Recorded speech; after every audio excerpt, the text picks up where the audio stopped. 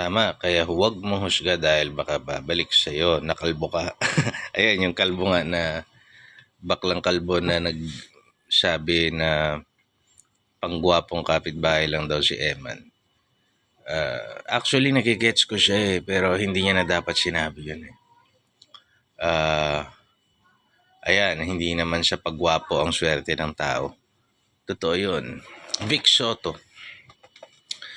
Alam nyo, ang lagi kong naaalala sa mga interview ni Vic Soto, kasi dumating yung time na isa yan sa pinakamayayaman sa showbiz eh.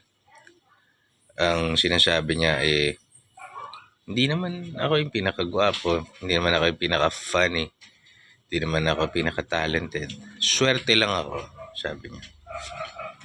So yung swerte na yon, baka pinaghalong connections, right place at the right time, tamang timing, tamang whatever.